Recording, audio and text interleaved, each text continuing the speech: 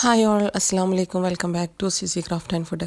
അപ്പോൾ എല്ലാവരും സുഖമായിരിക്കും എന്ന് വിചാരിക്കുന്നു. സൗണ്ട് ചെറിയൊരു പ്രോബ്ലം ഉണ്ട്, കോൾഡ് ആയതുകൊണ്ട്. അപ്പോൾ നിങ്ങളിൽ ആരെങ്കിലും ചാനൽ ആദ്യമായിട്ടാണ് കാണുന്നതെങ്കിൽ ഒന്ന് സബ്സ്ക്രൈബ് ചെയ്യുക. കൂടാതെ തൊട്ടടുത്തുള്ള നോട്ടിഫിക്കേഷൻ ബെല്ലിൽ കൂടി ഒന്ന് ക്ലിക്ക് ചെയ്യുക. അപ്പോൾ ഇന്ന് ഇവിടെ ചെയ്ത് കാണിക്കുന്നത് കസ്റ്റമൈസ്ഡ് ഫ്രെയിം എങ്ങനെ തയ്യാറാക്കിയെടുക്കാമെന്നുള്ളതാണ്. അപ്പോൾ ഈ ഒരു ഫ്രെയിം 8x6 ആണ് കേട്ടോ ഇതിൻ്റെ സൈസ്. എല്ലാ വീഡിയോയിലും കാണാം ഫ്രെയിമിൻ്റെ സൈസ്. പിന്നെ ഇത് എവിടെ നിന്ന് കിട്ടുന്നത്, ഇതൊക്കെ ക്രാഫ്റ്റ് ഷോപ്പും അതുപോലെ ഫാൻസി എല്ലായിടത്തും ഫ്രെയിമൊക്കെ അവൈലബിൾ ആണ്. അപ്പോൾ 200 ഒക്കെ ഉണ്ട് ഇങ്ങനെയുള്ള ഒരു ഫ്രെയിമിന്. അപ്പോൾ ഫ്രെയിം എടുക്കുമ്പോൾ നമ്മൾ ഒന്ന് ശ്രദ്ധിച്ചെടുക്കുക. അതിൻ്റെ ഗ്ലാസ് ചിലത് ഭയങ്കരമായിട്ട് ഇതുപോലെ ആയിട്ടുണ്ടാവും. ഇത് നമ്മൾ സ്ഥിരം എടുക്കുന്നിടത്തായതുകൊണ്ട് അവർ ഓൾറെഡി പാക്ക് ചെയ്തിട്ട് വെച്ചിട്ടുണ്ടായിരുന്നു, അതുകൊണ്ട് ശ്രദ്ധിച്ചില്ല. അപ്പോൾ ഇങ്ങനെ വരുമ്പം ജസ്റ്റ് ഒന്ന് സോപ്പൊക്കെ ഇട്ട് നന്നായി കഴുകിയിട്ട് എടുക്കുക. അതിനുശേഷം മാത്രം വെച്ച് കൊടുക്കുക. അപ്പോൾ ഇതിൽ ജസ്റ്റ് ഈ ഒരു ഫ്രെയിമിൽ നമുക്കൊന്ന് അതൊക്കെ തുടച്ചിട്ട് ജസ്റ്റ് നമ്മൾ ചെയ്തെടുത്തിട്ടുള്ള ആ ഒരു പ്രിൻ്റ് ഇതിലേക്ക് വെച്ച് കൊടുക്കുകയാണ് ചെയ്യുന്നത്. അപ്പോൾ ആ ഒരു പ്രിൻ്റ് എങ്ങനെ എഡിറ്റ് ചെയ്യേണ്ടത് നിങ്ങൾക്ക് അറിയേണ്ട, അത് ഇതിൽ കാണിക്കുന്നുണ്ട്. അപ്പോൾ ഈ ഒരു പ്രിൻ്റ് എല്ലാത്തിലും വരുന്ന ക്വസ്റ്റ്യനാണ്, ഈ ഒരു പ്രിൻറ്റിൻ്റെ പേരെന്തെന്ന്. ഇത് നോർമൽ ഫോട്ടോ പ്രിൻ്റാണ്. നമ്മൾ എല്ലാത്തിനും എടുക്കുന്നത് നോർമൽ ഫോട്ടോ പ്രിൻ്റാണ്. ആകെ സ്പോട്ടിഫൈ ഫ്രെയിമിന് വേണ്ടി മാത്രമാണ് നമുക്ക് വേറെ പ്രിൻ്റ് എടുക്കേണ്ടി വരുന്നത്. ബാക്കി എല്ലാത്തിനും നോർമൽ ഫോട്ടോ പ്രിൻ്റ് തന്നെയാണ് എടുക്കുന്നത്. പിന്നെ വരുന്ന കുറേ ക്വസ്റ്റ്യനാണ് പ്രിൻറ്റിന് എങ്ങനെയാണ് റേറ്റ്. അതൊക്കെ ഓരോരോ ഷോപ്പിനെ ഡിപ്പെൻഡ് ചെയ്തായിരിക്കും. ഇപ്പോൾ ഇവിടെ തന്നെ ഒരുപാട് ഷോപ്പിൽ ഒരുപാട് റേറ്റാണ്, വെറൈറ്റി റേറ്റാണ്. എന്തായാലും മാക്സിമം 100 റുപ്പീസ് വരെ ഉണ്ടാവുകയുള്ളൂ, അത് ഉറപ്പാണ്. അപ്പോൾ ഇങ്ങനെയാണ് കേട്ടോ ഫ്രെയിം നമുക്ക് ഒന്ന് സെറ്റ് ചെയ്തെടുക്കുന്നത്. ഇനി നമുക്കതിൻ്റെ എഡിറ്റിംഗ് ഒന്ന് കാണാം.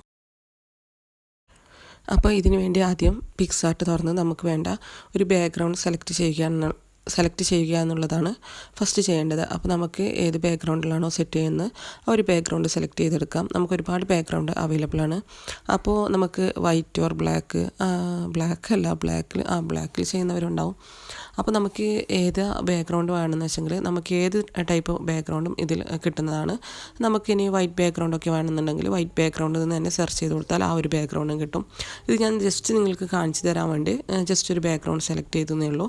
പിന്നെ ഇതിൽ ജസ്റ്റ് അത് ബാക്ക്ഗ്രൗണ്ട് സെറ്റ് ചെയ്തതിന് ശേഷം ആഡ് ഫോട്ടോയിൽ പോയിട്ട് ഇതുപോലെ നമുക്ക് കാലിഗ്രഫി വെച്ച് കൊടുക്കാം. ഇത് നമുക്ക് സഫാരി ഓർ ഗൂഗിൾ ഏത് സെർച്ച് എഞ്ചിനിൽ നിന്നാണെങ്കിലും നമുക്ക് സെർച്ച് ചെയ്തിട്ട് എടുക്കാൻ പറ്റും. മാത്രമല്ല പിൻട്രസ്റ്റ് ഒന്നും നമുക്ക് എടുക്കാൻ പറ്റും.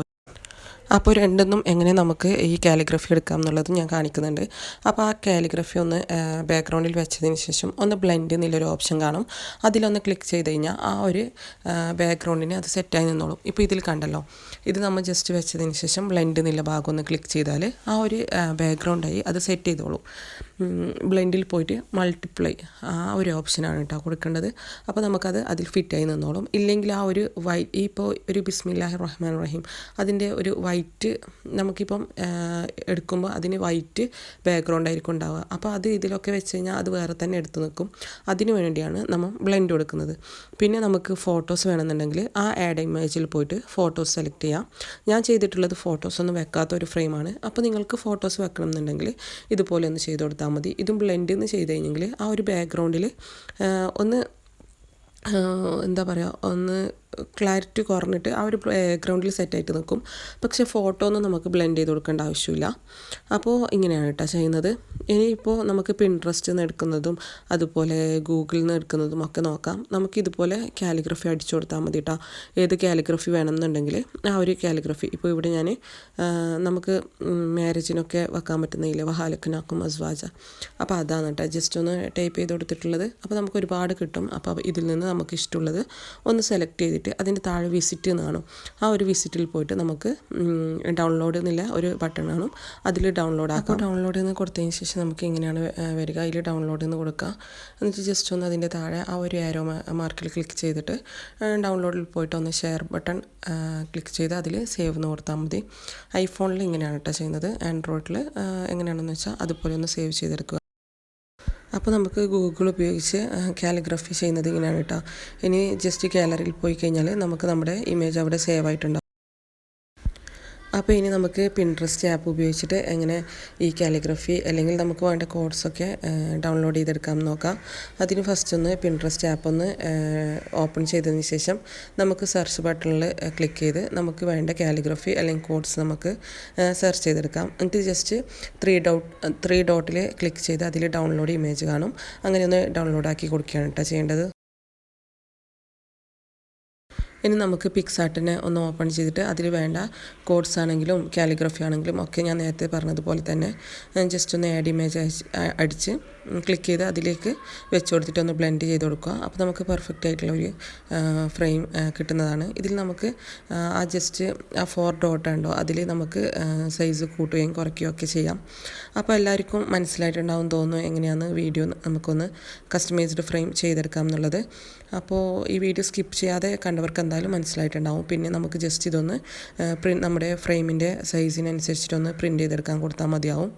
പിന്നെ ഇനി ഇതിലേക്ക് നമുക്ക് ടെക്സ്റ്റ് നമുക്ക് എന്തെങ്കിലും കപ്പിൾസ് നെയിമോ അല്ല എന്തെങ്കിലും കൊടുക്കാനുണ്ടെങ്കിൽ ജസ്റ്റ് അതിൽ ടെക്സ്റ്റ് എന്നുള്ളൊരു ഓപ്ഷൻ കാണാം. അതിലൊന്ന് ക്ലിക്ക് ചെയ്ത് അതിലൊന്ന് എഡിറ്റ് ചെയ്ത് കൊടുത്താൽ മതി. നമുക്ക് വേണ്ട നെയിമൊക്കെ അവിടെ കൊടുത്തിട്ട് ഇതുപോലെ ജസ്റ്റ് നമുക്ക് കളറും എല്ലാം സെലക്ട് ചെയ്യാൻ പറ്റും. അപ്പോൾ നിങ്ങൾ വീഡിയോ സ്കിപ്പ് ചെയ്യാതെ നോക്കിക്കഴിഞ്ഞാൽ നിങ്ങൾക്കെല്ലാം മനസ്സിലാവുന്നതാണ്.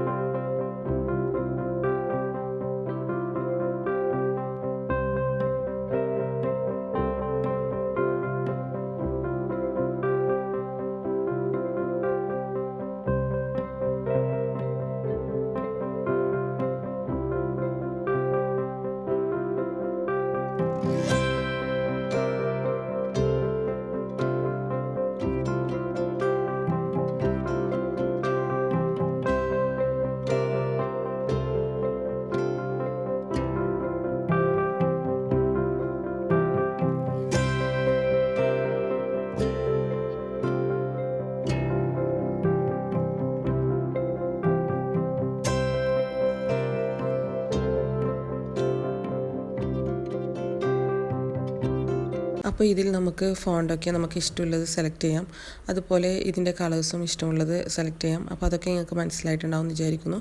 പിന്നെ ജസ്റ്റ് ഒന്ന് ഡൗൺലോഡ് ഇമേജ് എന്നുള്ളത് അടിച്ച് കഴിഞ്ഞാൽ നമുക്ക് നമ്മുടെ ഈ ഒരു കസ്റ്റമൈസ്ഡ് ഫ്രെയിമിൻ്റെ നമുക്ക് ആ ഒരു പ്രിൻ്റ് എടുക്കാനുള്ളത് സേവ് ചെയ്ത് വെക്കാൻ പറ്റും. പിന്നെ ജസ്റ്റ് ഒന്ന് നോർമൽ ഫോട്ടോ പ്രിൻ്റിൽ പ്രിൻ്റ് ചെയ്തെടുത്താൽ മതിയാവും.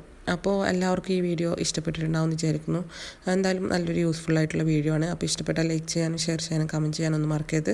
അതുപോലെ ഫസ്റ്റ് പറഞ്ഞതുപോലെ നിങ്ങൾ ആരെങ്കിലും ആദ്യമായിട്ടാണ് ഈ ഒരു ചാനൽ കാണുന്നതെങ്കിൽ സബ്സ്ക്രൈബ്